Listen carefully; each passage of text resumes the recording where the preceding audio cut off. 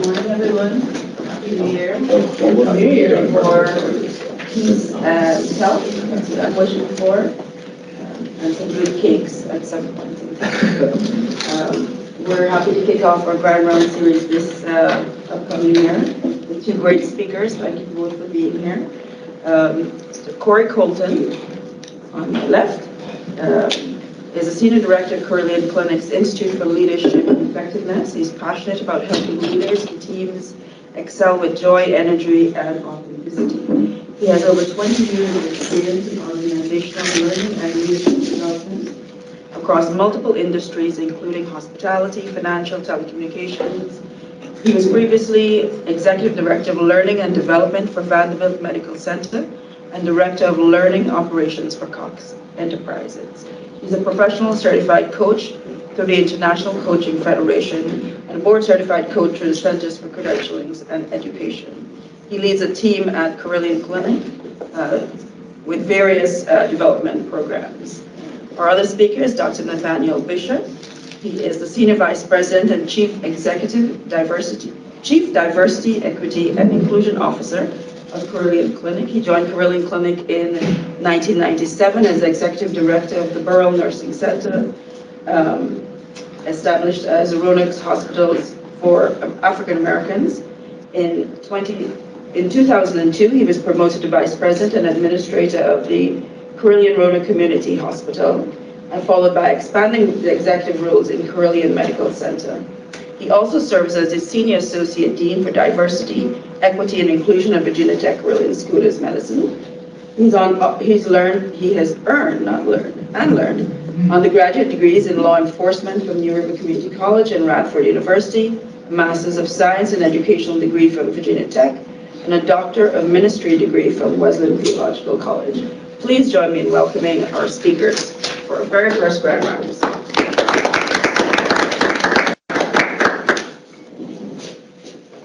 Good morning to you all. I'm delighted to be with you and was very appreciative of having the invitation to come. It's really nice to be here. Dr. Pierce and I hail from the same neck of the woods up in the New River Valley, and so it's really good to be here. You heard a little bit about that, a little bit about my background. I have a very diverse background, so I think it serves well for this role. I started off, my first career was in law enforcement, of all things. And for 14 years, I was with the Christiansburg Police Department. I was the first African-American to serve in that role. And working through all of the things that were related to that, some of the challenges, some of the first things that come along with being first, providing some really rich experiences for things difficult, but I managed through them.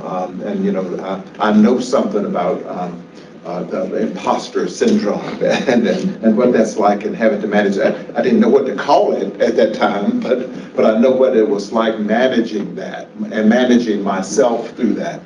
And then I had an opportunity came along to change careers and do something totally different and to get into healthcare. And I did that by way of long-term healthcare administration. Was a licensed nursing home administrator for many years. And as has been pointed out, I served, I came to Carilion over at the Borough Nursing Center, which is now Blue Ridge Behavioral Health Care, operates out of that building. But it was established as the hospital for African Americans here in Roanoke back during the days of segregation. It was named after Dr. ACEC, who was an African American surgeon here in Roanoke, who came down in 1914 with a gallbladder attack. And given the situation in Roanoke, what they did was they took him down to the train station and put him on a train and sent him to Freedman Hospital at Howard University in Washington, D.C. He became septic and did not survive the surgery. Many doctors decided we got to do something about this, and they coalesced and bought a house and started providing services in a house, and then they got a larger house.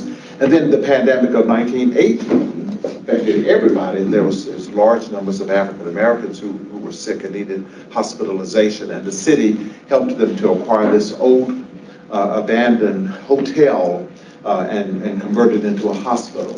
And it remained it started in around 1918, and it was rebuilt in 1954, the very same year that the oldest part of Roanoke Memorial Hospital was built.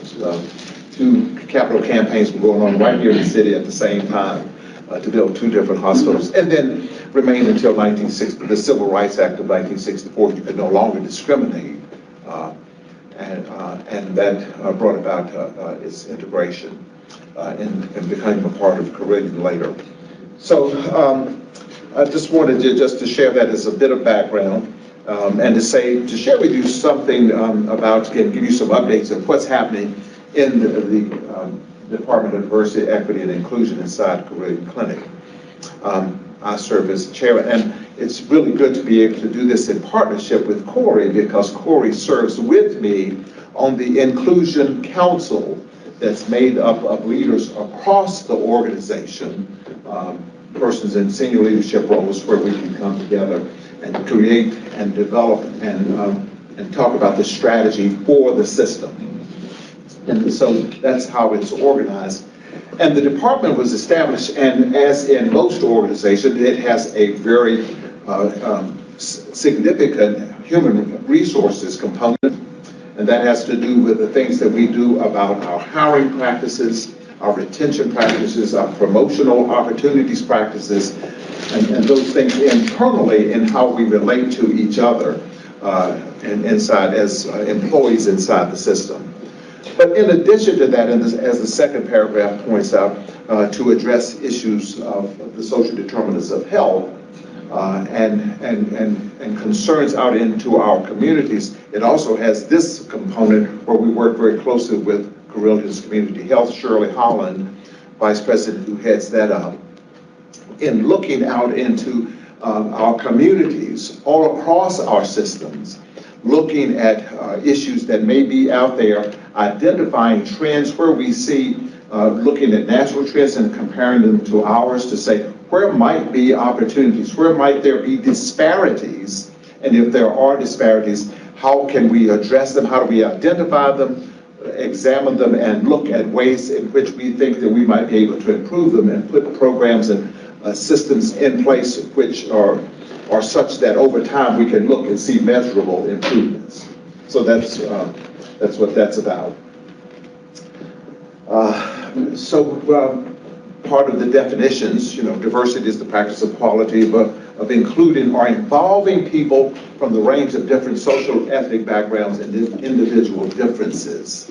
I think that we're all familiar with this. And so part of that is, how do we embrace, that first slide talked about embracing our diversity. We all come from different backgrounds. And how do we see those as strengths? And then to talk about equity, and I'm going to show you a slide a little later that makes the best example and case for understanding the difference between equality and equal and equity. But the assurance that every person has what they need to succeed. And then the whole notion about inclusion. And I've been really pleased that over the years that I've been with the organization, how I see us working, and that is something that has been largely embraced. And inside each department, of everyone creating a sense of inclusion where everyone is accepted for who they are and are able to bring their best selves, their true selves to work and find where they can be supported and respected. So finding strengthen our differences. The department is designed to create an environment where everyone feels welcome and valued. And it's connected and it's a part of the values, of the core values of who we are as an organization. And it is so closely tied to respecting each other, and the whole notion of treating others as we would ourselves like to be treated. And to that point, One of the things, Nancy Agee has a message to all of us, and now you have to do it with the mouse. Oh, with the mouse. We're hearing a lot about diversity and inclusion these days, and I think that's important. In a world turned inside out the past year, we need to reflect on the values that connect us grew. Whether we're caring for our colleagues, our patients, or our community, trust, respect, compassion help us foster equality, equity, and understanding. At Carilion, I'd like to think that we've embraced diversity since the beginning, yet in fact, for our first 65 years, we had racially segregated healthcare settings. It wasn't until 1964 that we could truly say that we cared for all those in need, anytime, in any circumstance, and from any background. Today, I want to be clear about our commitment to provide hope and healing to all. Diversity is at the heart of what we do. From the million residents who call our region home to our nearly 14,000 employees. Let's face it, when you get right down to it, we're all different. And I believe that's a strength we share. Diversity is more than race or ethnicity, more than the color of our skin, our sexuality, our age. It includes different points of view or experiences. A work environment thrives when we embrace people from a variety of backgrounds and perspectives. Diverse viewpoints lead to rich conversations and better decision-making. Greater diversity lets us see our community through a different lens, one that better reflects the patients we serve and shapes the care we provide to be more patient-centered, culturally competent, so we can meet our patients' unique needs. With the creation of our Office for Diversity, Equity, and Inclusion, we've recommitted to hiring for diversity and improving access to our care for everyone who needs it. We've doubled down on our work to end health disparities and address their root causes. As more cultures are represented among our patients and our workforce, creating an environment in which everyone feels welcomed, supported, and valued is more important than ever. Make an effort to get to know those whose backgrounds may differ from yours. Approach them with a sense of curiosity. Listen with a genuine desire to understand and accept. And when it comes to expressing your own views, in person or online, be sensitive to the views of others. Everyone deserves to be treated with fairness, dignity, and respect. Discrimination in any form is unacceptable.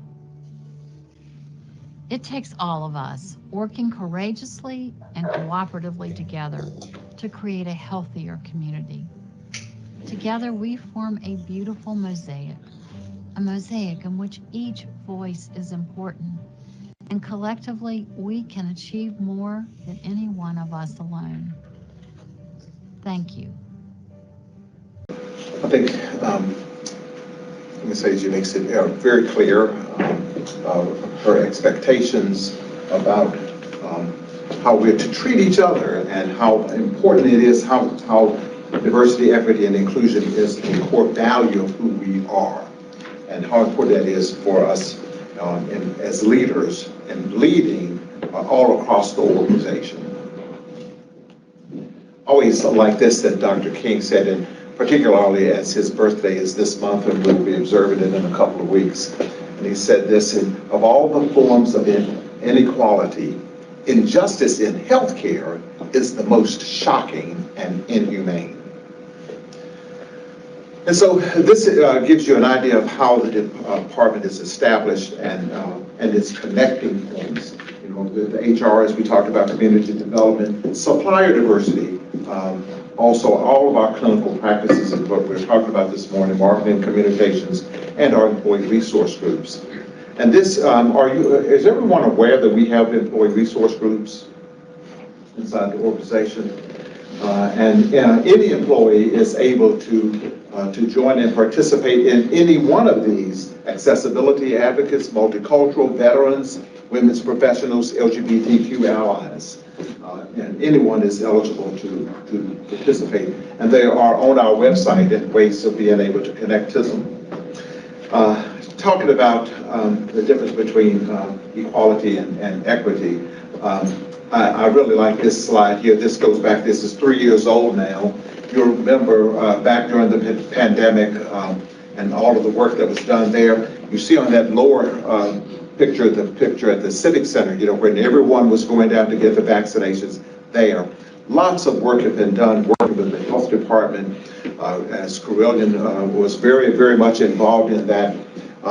The governor had set up a system where it made it easy. If you were 65 and older, that's the population they wanted to begin with. All you had to do was go online, register, and then show up and get the shot. Couldn't be any easier. A really nice system, prioritizing appropriately because the 65 and older was the most vulnerable population.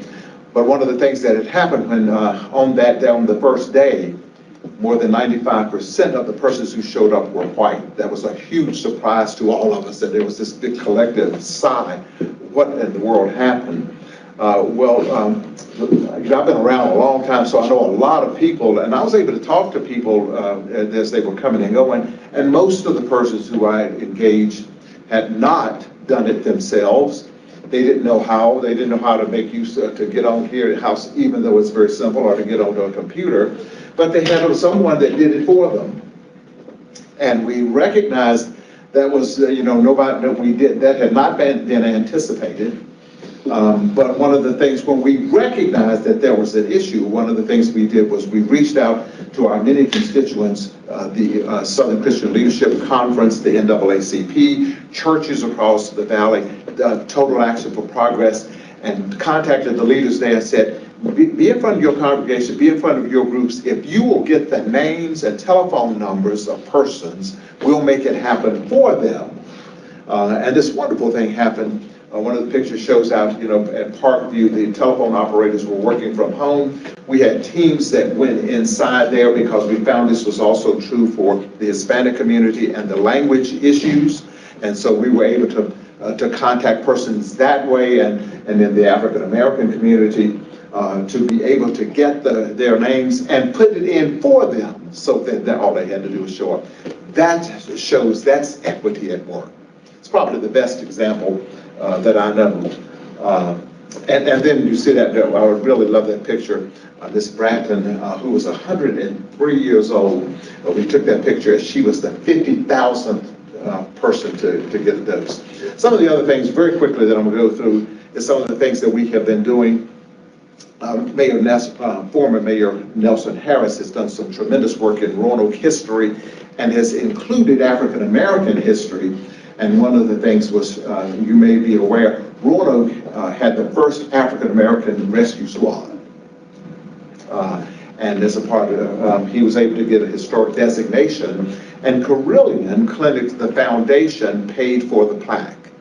And so it's down there, it's near the Hotel Roanoke. And so that's some of the things that the organization has been involved with. They did the same thing over at the former Borough Memorial Hospital that Carilion owned until 2001, when we gifted it to Blue Ridge Behavioral Health Care. And we had a plaque there, put up there as well. This is a picture from last year, a group of us who attended the SCLC's Martin Luther King Jr.'s breakfast. Some of the other things that are happening there, up at Rockbridge, our hospital there is involved in an annual Dr. King parade that they have. Our involvement with local colors, and our partnership you see there with the Virginia Tech Carilion School of Medicine. And that was, these are pictures from just last year, and our dealings with the community, also an engagement at Juneteenth at Eureka Park. Our LGBT history tour downtown Roanoke. I'm really proud of the work that's going on inside the organization. Perhaps you heard of what's happening out at the with sickle cell. We have we're able to receive a grant where we're able to do some really expanded work here in Southwest Virginia, even being able to go into homes. And this is a picture of a young man who was honored by being thrown out the first pitch at one of the ball games this summer. And this is one of the things I enjoy doing with the first year medical students when they first get here. I take them to help them to understand the history of healthcare in rural, including the dark days when segregation had this two-tiered system. Down at the Harrison Museum of African American History and Culture, they have a lot of the artifacts from rural, and so I always enjoy taking them down there and giving them a tour and a lecture about that. And then the Henry Street Festival and the Southwest West Virginia Pride Festival that was over in Benton. They happen in September. And then we have these pathway programs that the School of Medicine has. We have several of them which provide early opportunities for young people from middle to high school, and even for college students at Virginia Tech to be able to have some experiences, persons of color who might be interested in pursuing healthcare and particularly medicine. And then you probably saw this in Roanoke. We were really proud to be a part of the Hidden in Plain Sight and the project that was leading up to the Henrietta Lacks statue. I was a part of that committee 3 years ago as it got together and started talking about it. That top picture shows the contract signing for the Hidden in Plain Sight project. And then the other picture shows Virginia Tech, Carilion School of Medicine, the Franklin Biomedical Research Institute, and Carilion went together and created and contributed one of the first gifts, large gifts, of $25,000 towards the nearly $175,000 that was needed to create that statue, and to have that, which was unveiled on October 4th. Also, this was another plaque that we were able to do, and that was just done in April of last year. Was another plaque that was put in place and paid for by the foundation. And then this was on October 4th when we unveiled downtown the Henrietta Lacks statue. And as a part of that process, the sculptor Larry Bechtel has been a longtime friend of mine, and when he was telling me about the process of how it works, he says first he gets a rendering, and then he takes that rendering, and from that he creates a clay model. And then the clay model is made into a maquette. It's poured, and it's a miniature version of the actual statue. And then he perfects that, and then it becomes the statue. I said, go back to that maquette part. And when he told me about that, and I thought how good it would be then, Henrietta Lacks was born here in Roanoke. That's very significant. And the relationship of her death, dying of ovarian cancer at Johns Hopkins in a hospital, I said it would be appropriate then that we are able to have one of those. It would be nice to have a maquette in the hospital, one on the campus of the Franklin Biomedical Research Institute, and one at the Virginia Tech Carilion School of Medicine. And so we did that. And so we have one in each place. Perhaps you've seen the one inside Roanoke Memorial is on the first floor. And then we decided to take it one step further. This picture here, we also, Carilion, the foundation, donated one to the Harrison Museum for African American History and Culture so that they would have one as well. So those are some of the things that are happening inside the organization, and we'll come back to this one later. And I'll now turn it to Cory, and then we'll take a question and answers. Okay. Do you guys have a handout? If you don't have a handout, go grab one on the side.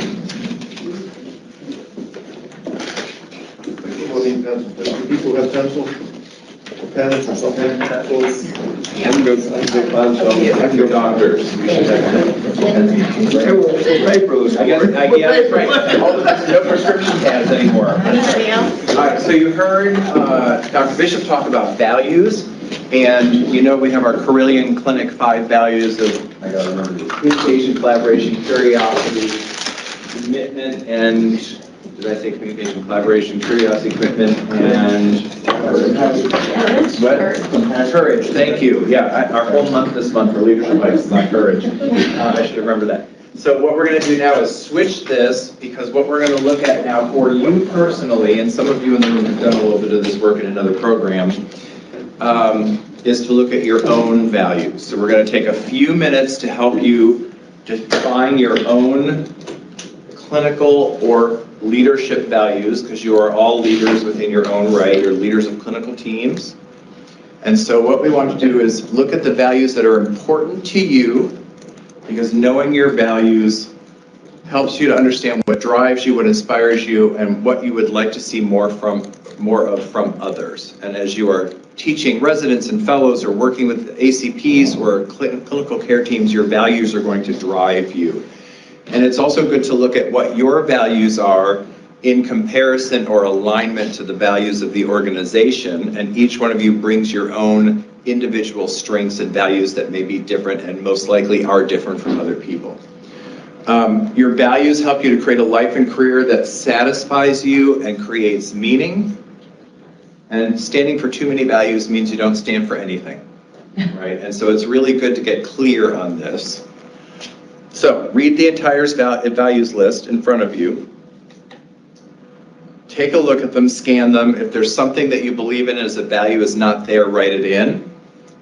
And I want you to circle your top 10 values, the ones that jump out at you, that mean the most to you, that are critical. Just take a few minutes. Everybody online here? They all have their hand up. I put in the chat that it's attached to the invite. Okay. For those of you online, virtual, don't skip ahead. You have a different handout. Well, no, they only have the list too. Oh, they only have the list? Okay, thank you for that. Or it'll be interesting to see if you land on the same 3 that you did the last time you looked at this list. Only you will know.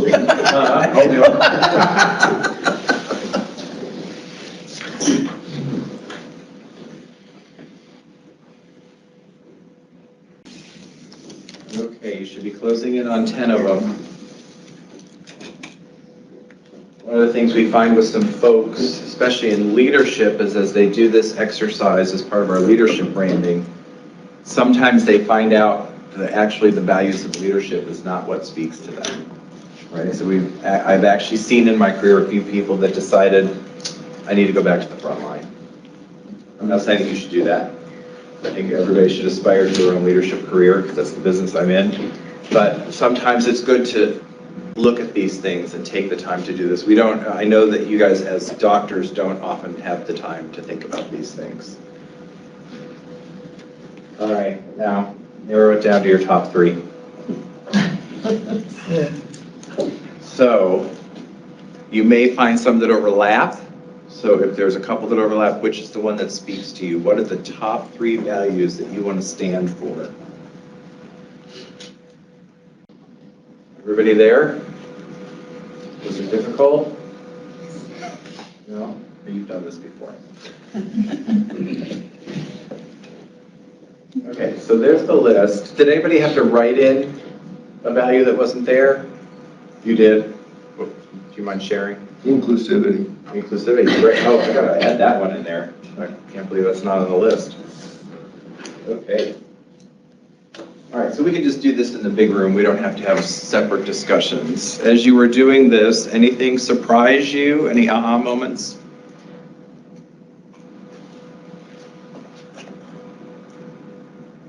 No? Pretty clear for you? Or where you guys talk? I hope I'd be far long enough in my career and my age to have some degree of actualization. So. Yeah. Well, yes, and you'd be surprised how many people have gone up into the ranks of leadership and never taken the time to think about this, right? So, but then when you see it on paper, it becomes pretty clear. Do you mind sharing yours? You don't have to if you don't want to. Well, kindness, honesty, collaboration. I think if I do those 3, that includes a lot of other values that are here. And kind of the start for it all. Nice, nice, good.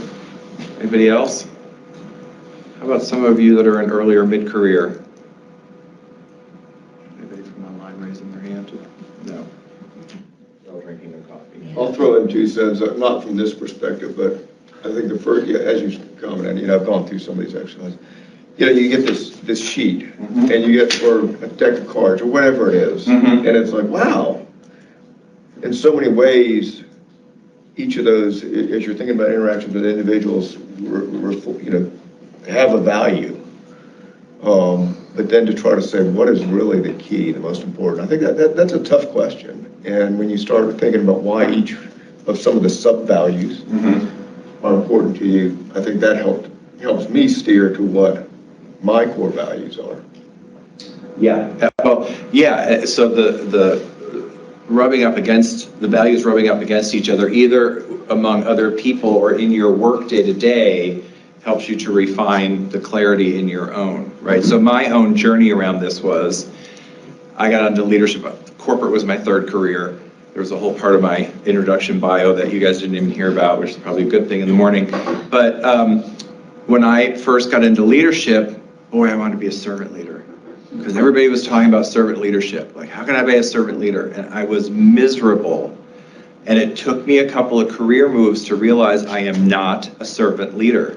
I am a transformational leader, and I don't take jobs and shouldn't take jobs where I'm keeping the status quo.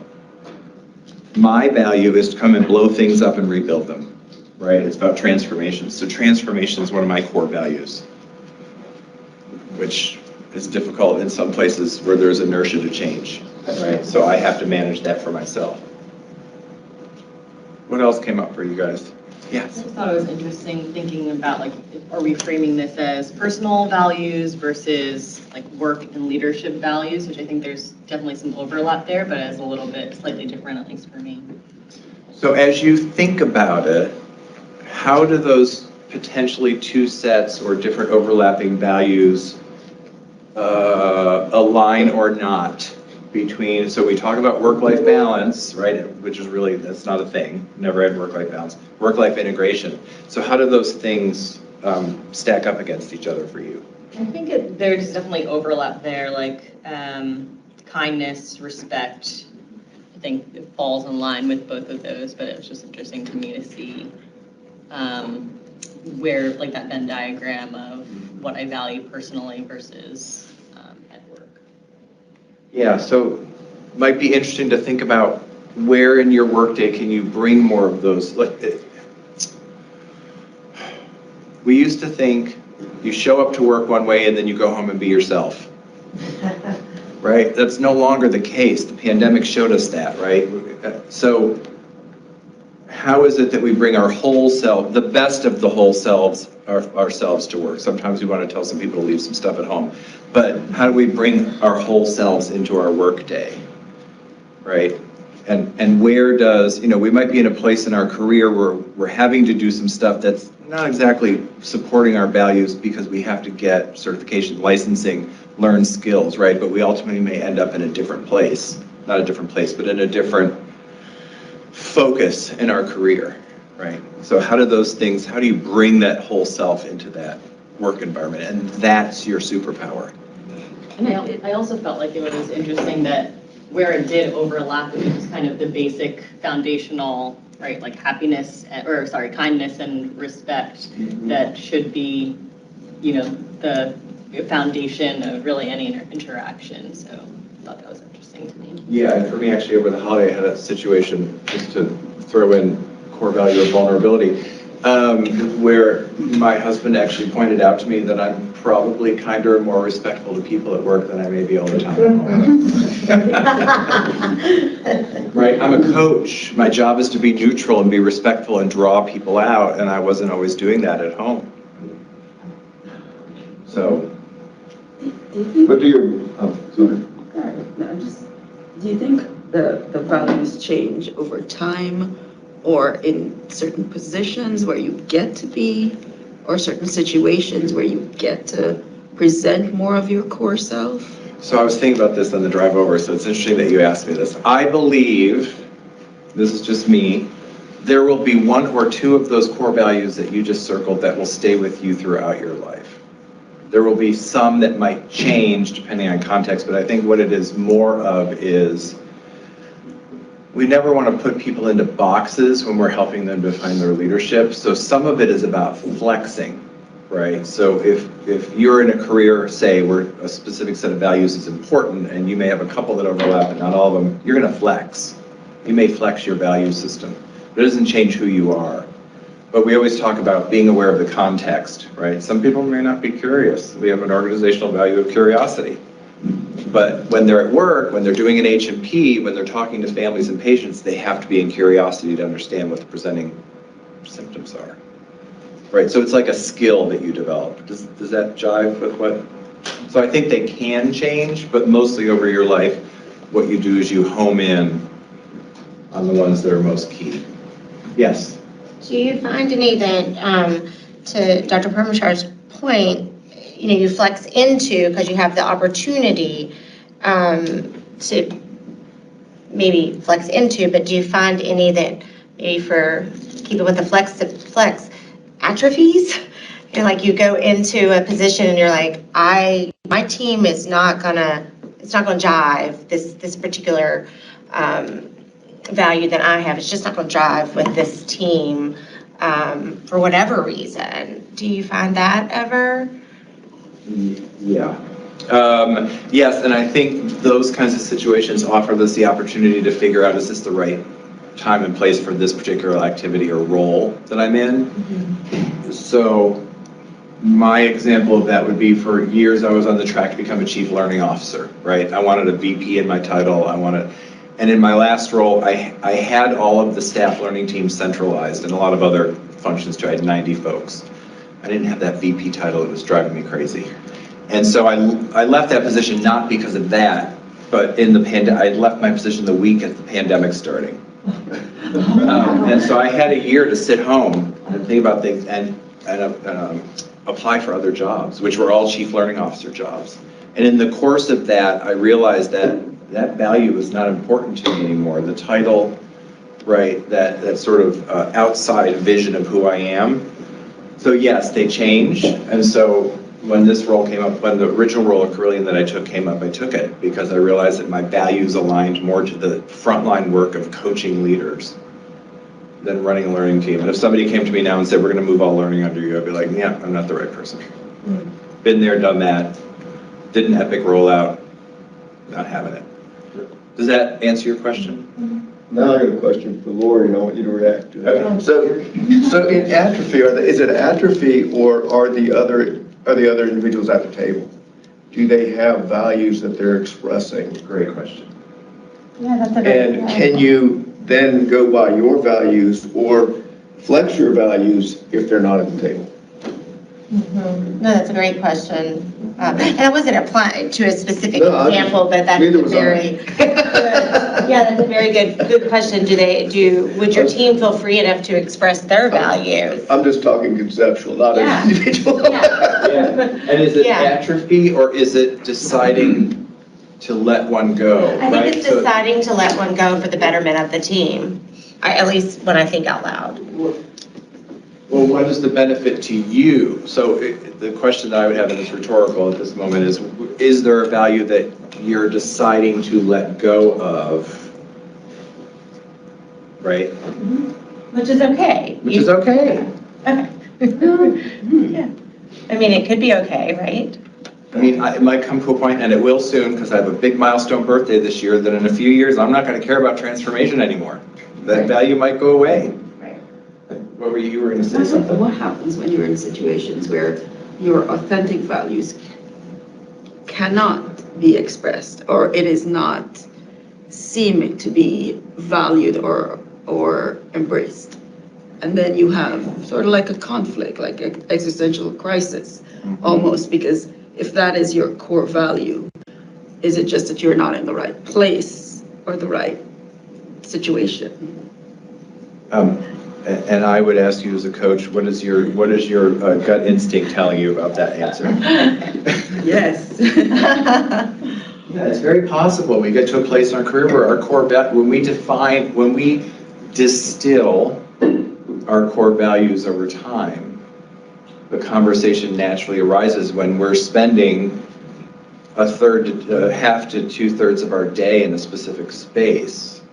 How long is that okay? Is there a shift that can be made that can align them more? Is there a different role? Is there a different place to do things? A different way to do things? Is there, right? So this is the leadership discussion that we have with our leaders, but it's also a personal discussion.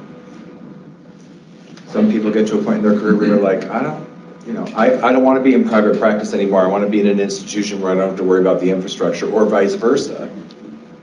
I'm not telling you guys to leave and go into private practice, but how do your own personal values then align with, or how can you make the connections between them? You were going to say something. As you were talking, I was thinking about contextual and prominence. I've done this before. And I was just thinking about how while they were close, but it weren't the same things that I've been at other times, and which has to do with what's going on, maybe right now, that they're always pretty close. And I was thinking about how what's happening brings out, the things that I'm particularly working on, and maybe more geared toward one than the other. First of the year, always one for me is passion. Mm-hmm. Being able to demonstrate passion for this work. Mm-hmm. and starting again. So sometimes it's contextual. Do you think that passion that's needed? Does that passion wane for you over the course of the year? It's not as prominent. Okay. I mean, it doesn't, so all of it are always at play, but the situational awareness, and trying to, what needs to be prominent in this moment and this situation. Yeah, and how are we going to talk? Good. 15 minutes. Oh, okay, good. So the work for us as people is to notice when we are existing within a specific value or a couple of values, what our energy looks like, right? And where we feel most alive. And what do we need to do? What needs to fall away? What do we need to do to recenter on those, right? And it's really hard because we're here all day in drive-by meetings and patients are coming in and more people are on the schedule, or 5 people cancel and we got to slide 6 more people in, and gosh, I'm up until 9 o'clock at night doing my notes.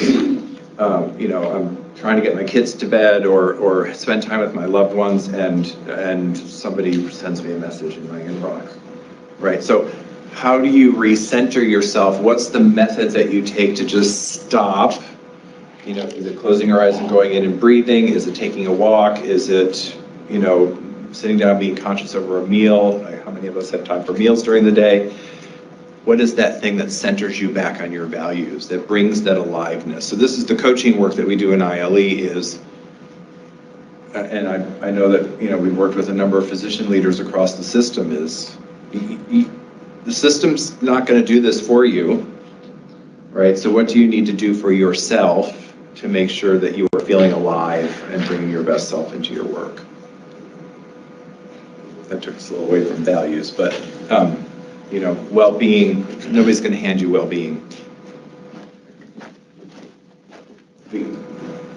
We say we want to, but nobody's going to hand you well-being because we have to see more patients, we have to increase revenue, we've got to get into the surgical rooms, but how are you going to maintain your well-being and your core? That makes sense? Am I on a morning soapbox? What else? Amen. Anybody from online? Come on, you virtual folks. What's happening for you out there? Stop answering emails. Not breakfast, they don't get. It's not right. They don't get their breakfast. Breakfast, yeah. Yes, sir. Go back to what Vinny was saying about the values and not being able to express them. I think that what I found is the biggest issue with folks not expressing their values is that everyone's so busy that nobody knows what your values are. And so trying to openly communicate those values with your leadership, or your leadership communicating their values with you, is incredibly important to that structure working effectively. Yes. And so, how is it that you guys can take advantage of times like this or department meetings? So, we walk into meetings and most of the time we find ourselves in operational updates. Right? Some of those can be emails, right? I was in another meeting that could have been an email, right? That phrase is very true. How can you guys take time in specific meetings or settings to be intentional, 5-10 minutes, about talking about these values? Or inserting them into conversations with care teams. You know, in my last place, we had a whole thing around defining personalized care was the mission. We created a whole customer service, I don't want to call it training, but it was training over the course of 2.5 years across the whole institution, including the physicians. And the whole point of the physician module is take 5 minutes and talk to your care teams, right? Say hello, have discussions, because we're all so busy about the business of everything we're doing. And it's hard. Did that spur any ideas or answer your question?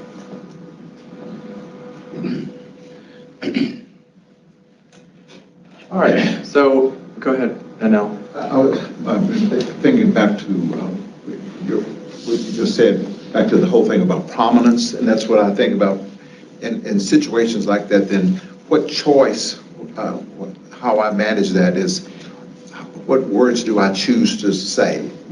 What body language do I choose to display that affirms my values in situations? Think that through. How many of us have been in meetings where somebody says, well, I'm completely open and I really want to hear what you have to say. With that face? With that face on my face, yeah, everything's on my face, right? So how many of us are in those positions, not ourselves, but with other people, or maybe ourselves, right? Oh yeah, that's a really great idea. Let's change Epic. That'd be that example. There's a great video from the Peaks program. I just remember when they were talking about the body language. Oh yeah, we haven't used that since the first year. Oh really? Yeah, I've got to look for that. Oh, that was a scream. Oh, were you talking about the Morning Glory, video where she's in the room and all the reporters are talking to her at one time? Where it's her first day producing the show? No, but that was good too. Okay. Yeah, I'll put it. What questions do you have? Go ahead. We're talking about values, thinking about values that we have individually, and then, as a clinicians, we have to think about, am I projecting those desired values on my patients, my families? We pediatricians want our patients' families to have the same values for their families, say maybe that we have for ours, and that's not the case. No, it's not. This takes us back to equity and health equity and inclusion, right? Which is, and this, one of my biggest pieces of the work of my coach is when I'm coaching leaders, I'm going to say, why are you doing that, right? And that's my values, that's not their values. But when we think about our patients, people come from different backgrounds, different parts of the region, different upbringings, is that the right word? Right, and so we might be talking to patients and we either have access to things or the ability to do things for our families that they don't, or it's not part of the same value system, right? And so people bring up, those of you who have friends that have kids know, they bring them up differently than you bring yours up, right? So great point is, when do you need to stand for your value and when do you need to flex and open up and understand other people's values to provide the best or most appropriate care, or maybe even push on it a little bit to move them? Is that what you were talking about? I think that's where the curiosity comes into play. Yes, absolutely. Sometimes when they explain their value or they explain what they're doing, it makes sense. And you just got to give them the opportunity. Yeah. Somebody might say, you guys are in peds. Somebody might say, well, I don't believe in bedtime, so I'll just fall asleep. All right, well, tell me more about that. Right? How's that working for you? People raise their kids differently. I had a mother who hated the way her friends raised her kids. I'm like, you're not doing such a great job yourself. You have questions for Dr. Bishop maybe, or thoughts about how these things align?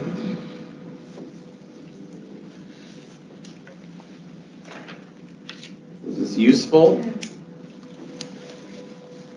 It's interesting because, yes, go ahead. I'd have to say, I suspect, well, that as physicians, maybe as pediatricians, I'd like to think that we're more introverts than extroverts in general. And I think about, well, I think about the values of the families that I meet, but I don't know if I always think about that for my coworkers. And we get so busy in our time, we're trained from the beginning, like, you may be correct, but I'm more correct. Kind of mindset. Yeah. I'm thinking about how do I go about kind of helping that along to be maybe more inclusive with my coworkers, and we look at our peers or coworkers as like, well, we should all have the same values, and you should have the same values as me, and we don't have, I don't think, much opportunity sometimes to learn that. And so we talk about it with our patients all the time. A lot of emphasis on access to care and understanding our patients, but it's for coworkers, I think it's a little bit different. We have more expectations. Maybe the same with our family. We have more, easier, like you mentioned, you're different at home maybe than you are at work. So. Yeah, and this was right before our 10th anniversary celebration. So I was like, oh no, we're going to get divorced. Always alert. God, that's the great insight, right? So I used to do workshops with physicians in my last place, and one of the things I said one time is, why aren't you doing H&Ps with your colleagues? We do H&Ps with our patients. I don't understand what that means.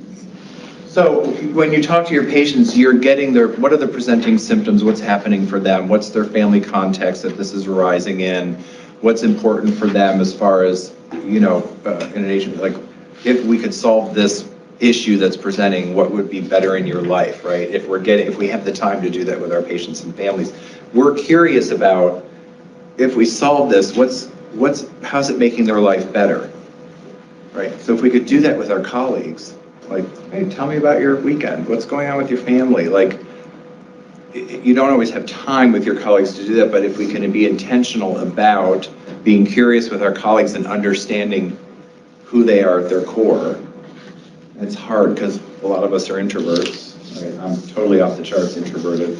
We don't like to share unless it's absolutely necessary. As a matter of fact, introverts get annoyed with the people who share all the time, right? and vice versa. The extroverts are like, why do you never talk? It's like, I'll talk when I have something important to say.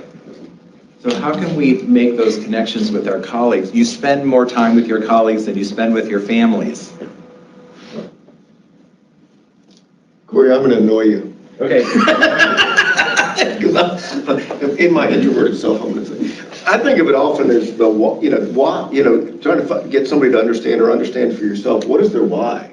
Because if you don't have the why, how do you get to the values? How do you bring your values to the table if you don't understand why you're doing something?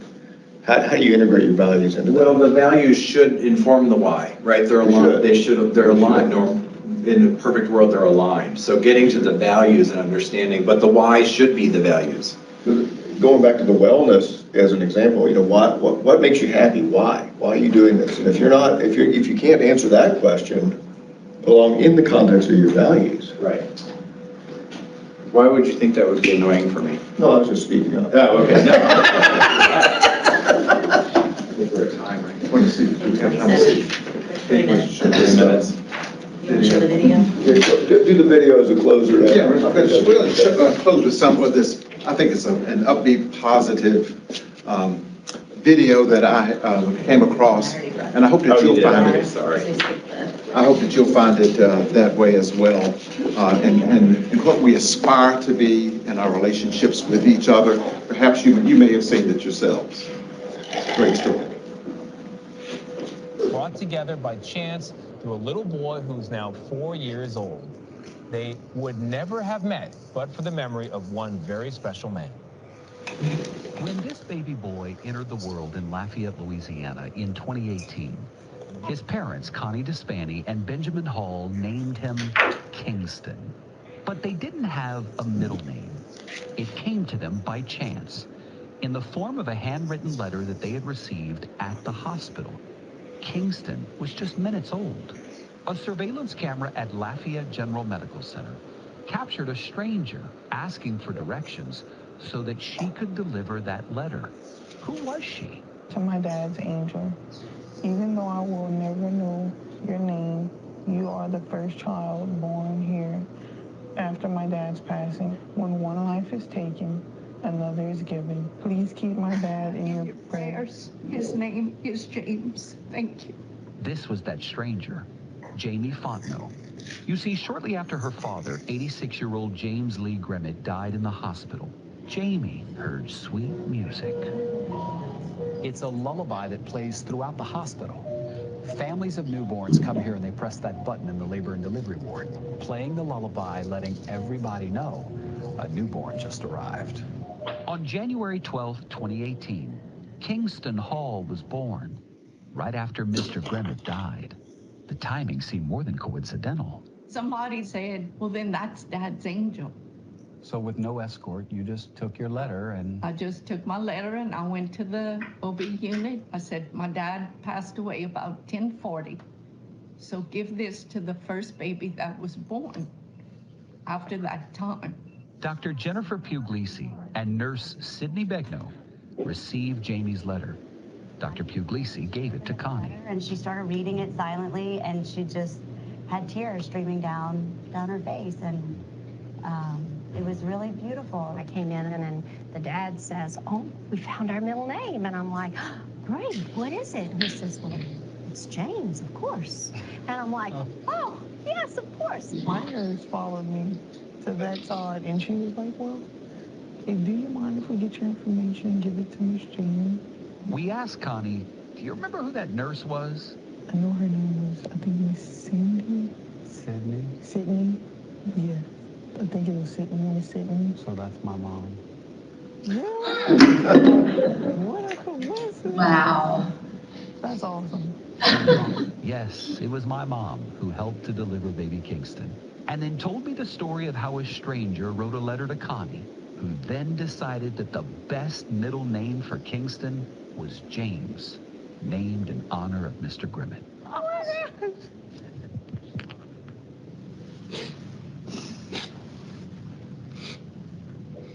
I'm so happy you came.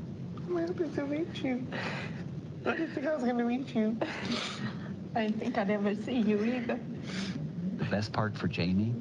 Holding Kingston James.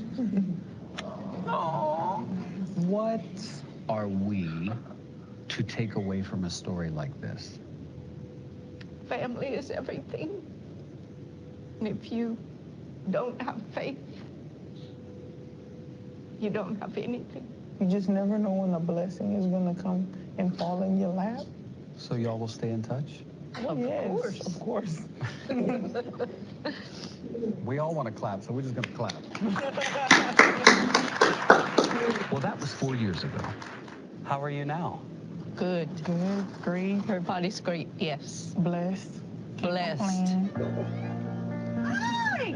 Oh, how big you are. This is actually the first time they've seen each other since the pandemic started. You got it mastered, Mom. Baby Kingston just started pre-K. There you go. When you see him, do you think about your dad? Always. Yeah? Yes, Yeah. always. And my name's Kingston James Hall. What does it do for you when you hear him say his name? Do you think about her dad? Yes, and how far he's came in Kingston. He loves to say his name. Does he? Yes, he'll tell you, "I'm Kingston James Hall." And I said, "Well, go ahead, baby." I can't even describe it. Because he's here, and on top of that, he was blessed with an angel. That's right. His wife coming into the world.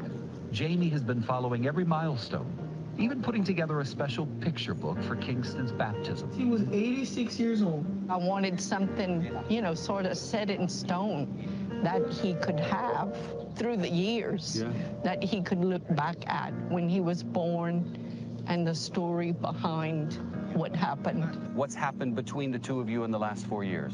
Well, we talk, we text, she sends pictures. What do you hope this story does for other people? Share that good things still happen, that strangers can become family. That like everybody can come on one accord, right, and love one another unconditionally without even knowing each other. That's it. Yes. Yes. Definitely.